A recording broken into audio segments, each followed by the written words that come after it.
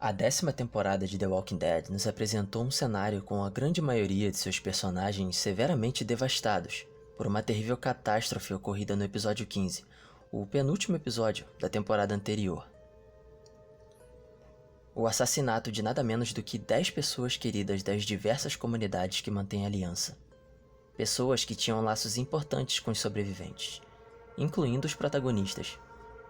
Desde namoradas a irmãos, amigos, esposas, filhos. Em um ato de punição por cruzarem suas terras, o grupo auto-intitulado Whisperers, ou Sussurradores, sequestra e decapita essas pessoas, deixando suas cabeças fincadas em estacas como uma maneira de demarcar severamente o território desse grupo e mostrar o quão perigosos eles podem ser. Diante dessas circunstâncias, é de se esperar que os personagens fiquem traumatizados e apresentem sequelas emocionais e psicológicas, devido aos acontecimentos drásticos com seus companheiros. A showrunner Angela Kang revelou em uma entrevista à Entertainment Weekly que, conforme a trama da temporada vai se desenvolvendo, nós vamos descobrindo que a natureza da guerra contra os sussurradores carrega um ar de guerra fria, de você não saber em quem se pode confiar ou quando alguma catástrofe maior pode acontecer. E para transportar esse sentimento das HQs para a série, eles começaram a pensar em como seria interessante se houvesse tentativas dos dois lados, de espionagem, de se infiltrar na busca por informações cruciais do lado inimigo. E foi aí que entrou o transtorno de estresse pós-traumático como uma solução criativa, para deixar não só o público, mas os personagens na incerteza sobre o que está acontecendo, já que por meio desse transtorno eles poderiam ocasionar lapsos de memória, confusão mental no grupo das comunidades. E isso é muito bem ilustrado através da trama que foi dada ao Siddiq. O médico de Alexandria, um dos representantes do legado de Carl Grimes na série, foi escolhido como justamente a pessoa que a Alpha deixaria sobreviver ao massacre das estacas, para levar a mensagem e espalhar o medo nas comunidades, ao relatar para eles o que tinha acontecido. Então ele foi obrigado a testemunhar tudo, cada uma das 10 mortes dessas pessoas queridas bem na frente dele, sem poder fazer nada para ajudá-los.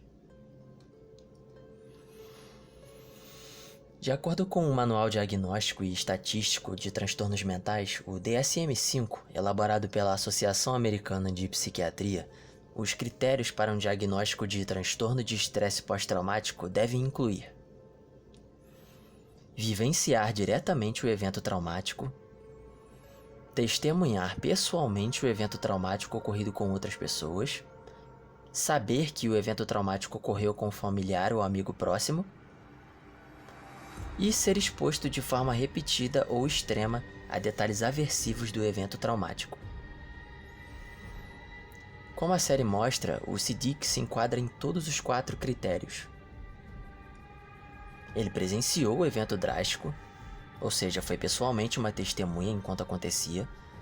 Algumas das vítimas eram seus amigos, pessoas que ele amava, e ele foi exposto a detalhes sórdidos do massacre repetidas vezes, já que ele viu a queda de um por um enquanto a Alpha se vangloriava diante dele.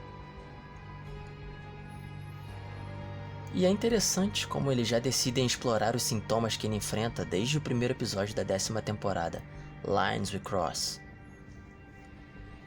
Há uma cena onde o Siddiq está com a Coco, sua filhinha, quando de repente surge uma memória involuntária na sua cabeça da noite do massacre. Ele vê flashes do celeiro onde as coisas ocorreram.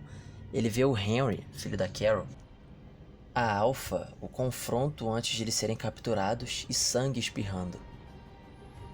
E aí tem um detalhe interessante. Conforme ele se aproxima da pia para lavar o rosto em busca de alívio, ao pegar a toalha, ele vê uma aranha, o que automaticamente o remete às lembranças novamente, pois no celeiro em que eles foram cercados, havia uma aranha, próxima de onde eles foram colocados de joelhos.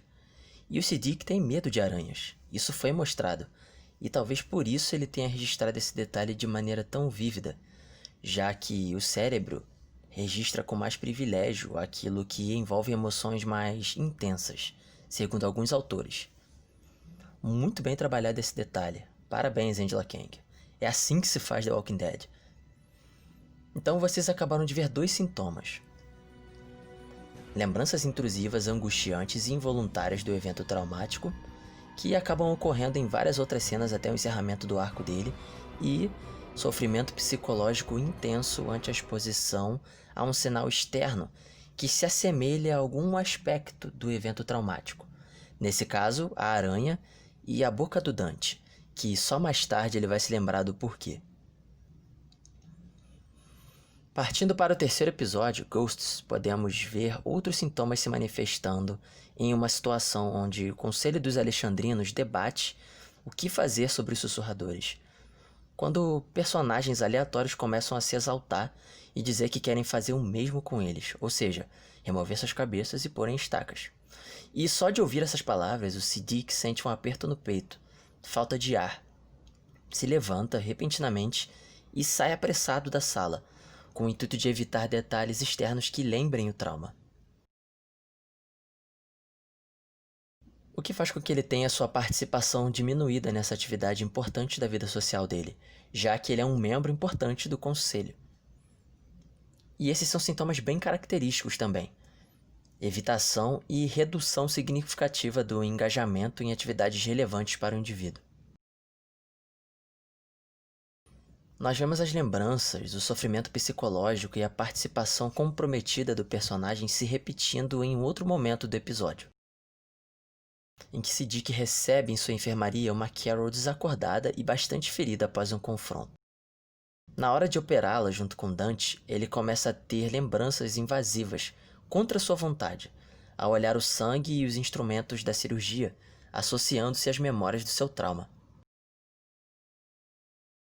E temos, por fim, no episódio 6, Bonds, e 7, Open Your Eyes, grandes momentos que mostram os sintomas mais graves experimentados por ele e as alterações mais angustiantes nos seus pensamentos. Em Bonds, após encarar por um momento o rosto do seu neném e fixar o olhar na boca de Coco, o médico tem uma intensa reação dissociativa, que é quando o indivíduo sente como se o evento traumático estivesse ocorrendo novamente, perdendo completamente a percepção do ambiente ao seu redor.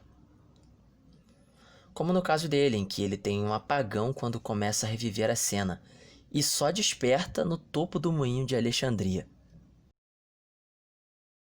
Em Open Your Eyes, o último episódio do Siddiq na série, já na cena de abertura somos apresentados a mais um dos sonhos traumáticos que ele vem tendo ao longo de toda essa trama muito bem abordada na 10ª temporada.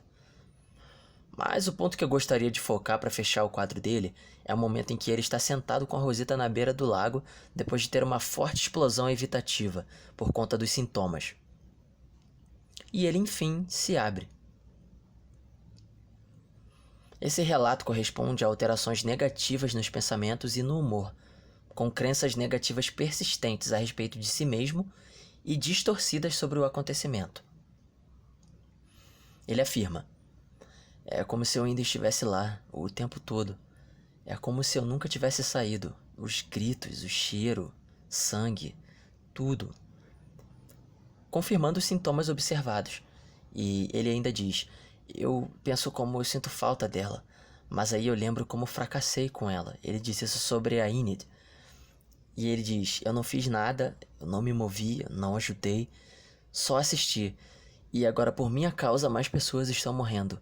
Eu não sou esperto bastante."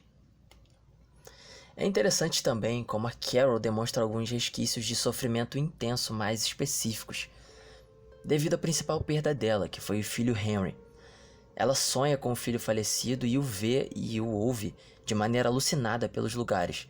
Ou seja, a Carol apresenta alucinações visuais quando vê o Henry, chegando até mesmo a pegar uma foto e substituir as pessoas dessa foto, mentalmente, claro, psicologicamente, pela imagem não só do último filho adotado, o Henry, como de todas as crianças que ela perdeu ao longo da série. Aliás, me digam se vocês gostariam de ver um vídeo só sobre a Carol, analisando a trajetória dela, E fiquem ligados que eu tô preparando um vídeo só sobre o Rick Grimes, que pra mim é o melhor personagem da franquia inteira e não pode faltar por aqui.